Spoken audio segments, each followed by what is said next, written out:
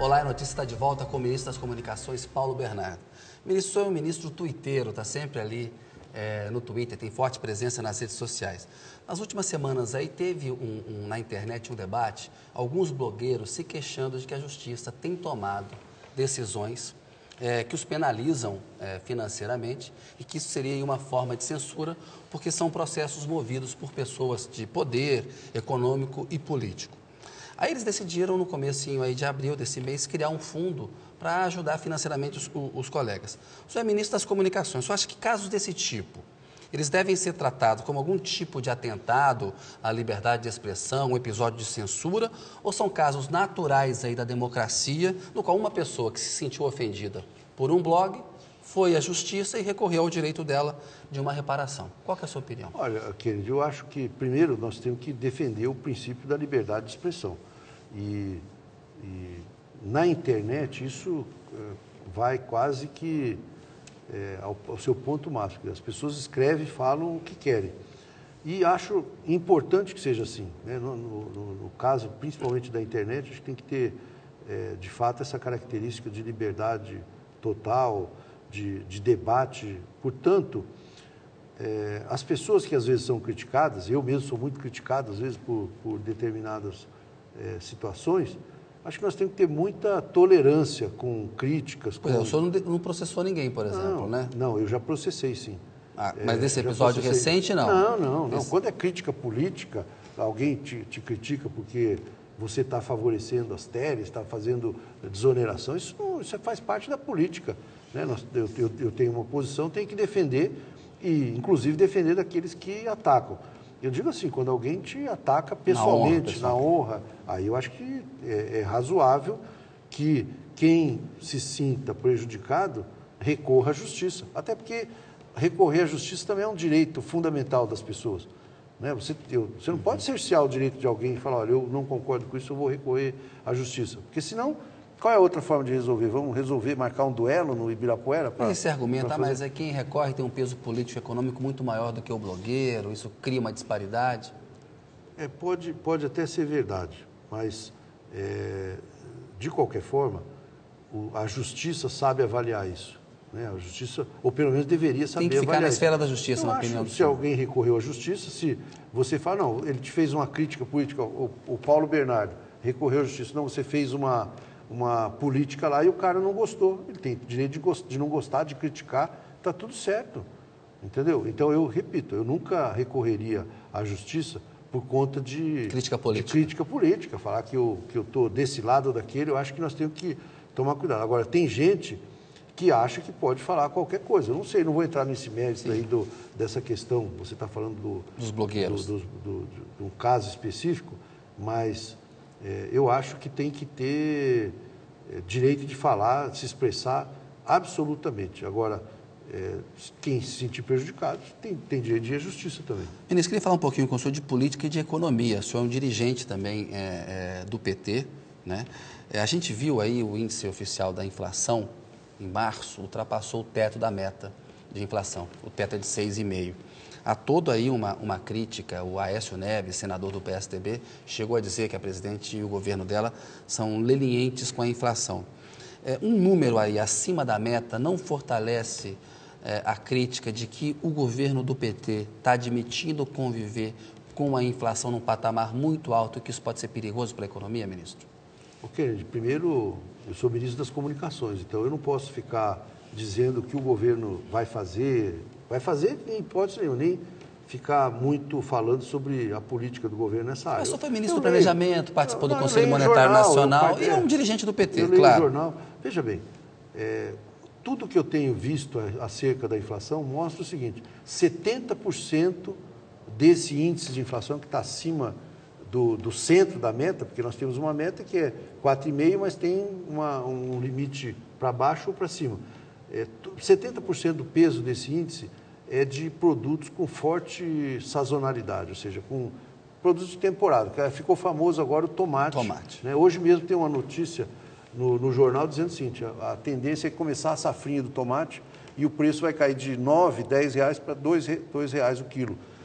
Então, eu também converso com analistas que falam o seguinte, olha, até setembro esse índice vai reduzir aí expressivamente.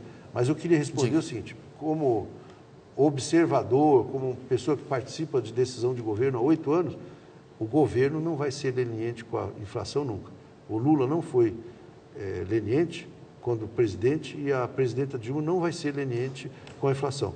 Eu acho que o debate político é normal. O Aécio ficar se regozijando porque a inflação está alta, que isso pode prejudicar o governo, faz parte do processo político, mas eu acho que ele está enganado.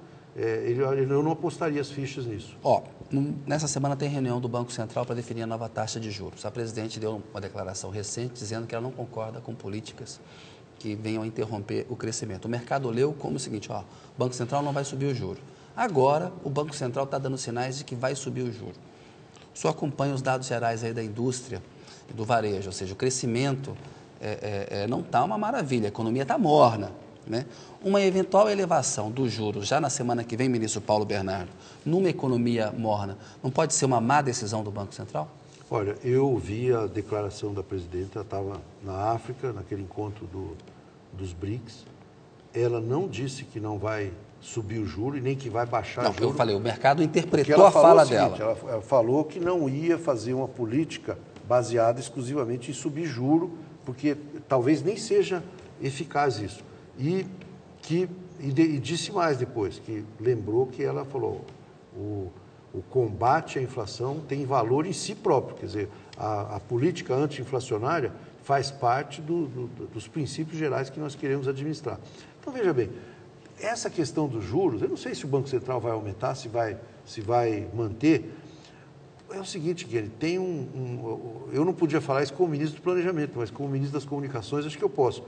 Tem um componente de aposta, de jogatina no mercado, onde os caras ficam apostando na segunda vírgula, depois da vírgula, quanto que vai dar a taxa. E gente que ganha muito dinheiro ou perde dinheiro se acertar ou se errar a taxa de juros. Tem um lobby do rentismo, você acha? Claro que tem. Você pega lá, abre aqueles blogs do Financial Times lá, falando mal do governo. O que é isso? É porque o juro no Brasil está num patamar historicamente que nunca aconteceu. Juro de país desenvolvido, né?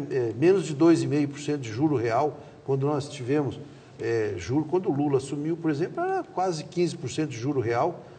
Então, ou mais um pouco, quase 17%.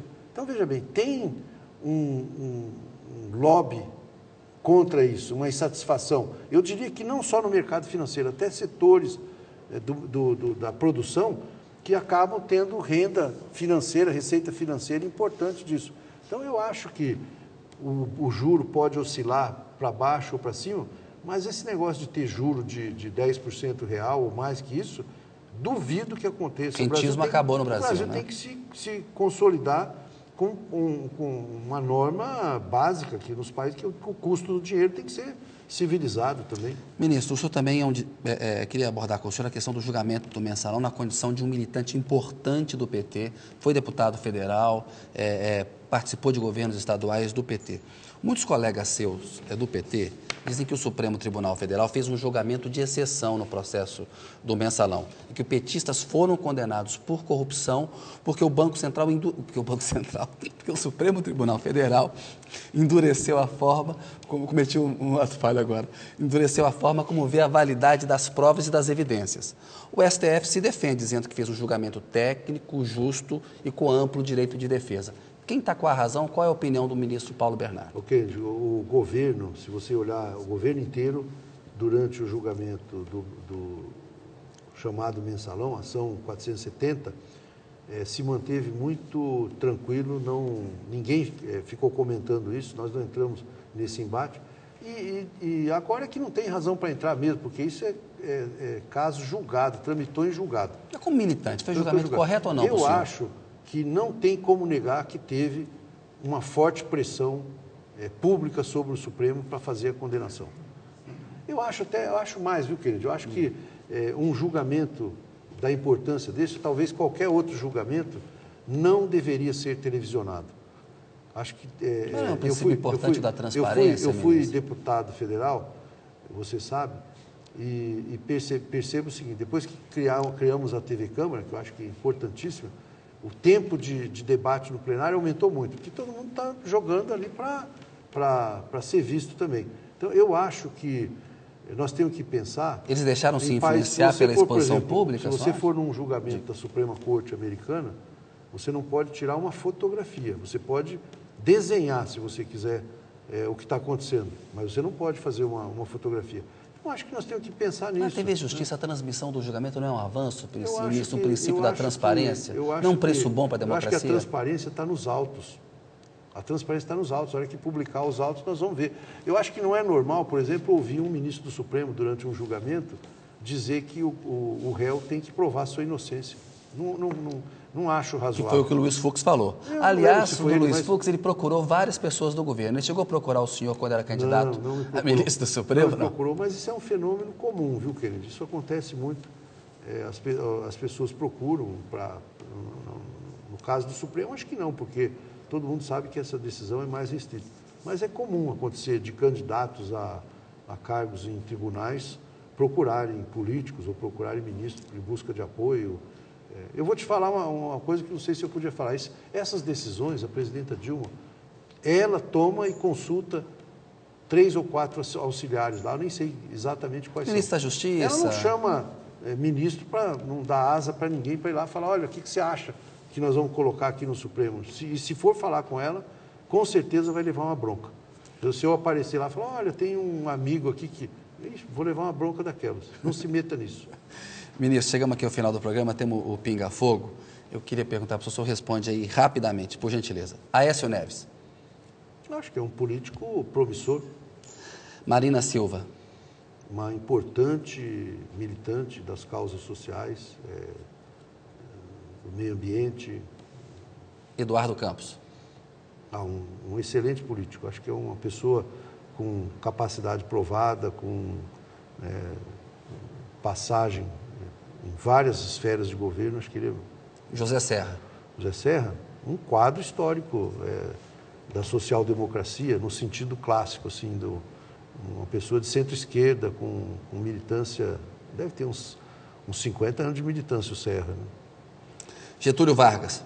Getúlio Vargas, um importante líder histórico, fez transformações importantes, mas foi também um governo na forma de ditadura. Ditadura militar de 64.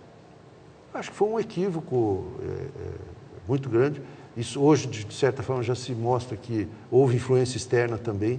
Né? Os americanos achavam que tinha que ajudar nisso. Eu acho que foi um erro gravíssimo. Embora reconheça que em algumas coisas, por exemplo, infraestrutura, eles fizeram muita coisa. Juscelino Kubitschek. Juscelino Kubitschek, carismático, visionário, né? Teve essa visão de construir Brasília, acho que desenvolveu todo aquele centro-oeste, muito importante. Sarney. Sarney também uma figura, eu não vou falar que é uma figura histórica, porque ele vai brigar comigo, mas uma figura com presença marcante. Ele que eu saiba, o Sarney acho que é deputado foi deputado em 54, foi um governador importante do Maranhão e foi um presidente que em alguns quesitos se saiu mal, por exemplo, na economia saiu péssimo, porque acabou com inflação de 84%. Mas na democracia, já me disseram, eu nunca conferi isso, que teve mais de 6 mil greves durante o governo Sarney, e você veja que ele sempre foi muito tranquilo, muito tolerante nessa coisa da democracia. Collor, acho que era uma promessa que não se realizou, né? Acho que ele teve um apoio extraordinário e não conseguiu concretizar aquilo que ele dizia. Itamar Franco, uma liderança importante, carismática, temperamental, né? Um homem difícil, eu acompanhava de perto. Bravo, né? Mas um líder importantíssimo. Lula, eu acho que é a maior liderança política que surgiu no Brasil nos últimos, acho que no período de república. Eu pulei o Fernando Henrique Cardoso. É um líder importantíssimo também, uma pessoa que tem uma história também da social-democracia, de esquerda, um intelectual de peso e que também teve um governo com muitos acertos e que, curiosamente, ele saiu talvez pior do que merecia. né? Eu acho que o Fernando Henrique não muito saiu bonzinho bem. com os tucanos, hein? Não saiu bem, não. Estou tentando ser equilibrado aqui na minha... Dilma, uma mulher com história, com passado de luta, trajetória, competente, sensível, durona, e espero que ela não esteja vendo isso. Mas com uma preocupação enorme em acertar no governo. Ministro, boa noite para o senhor. Obrigado pela sua entrevista. Você não me falou que ia ter esse negócio de ping-pong aqui. Não, porque é a primeira vez que o senhor veio no programa, não estava consolidado esse pinga-fogo desse jeito. Não sabia. É o pinga-fogo clássico, tá bom? Um abraço. A notícia volta na semana que vem, logo após o Dr. Hollywood. Você pode acompanhar todas as entrevistas no nosso site e as notícias do programa pelo meu Twitter. Tenha uma excelente semana, muito boa noite e obrigado pela sua audiência.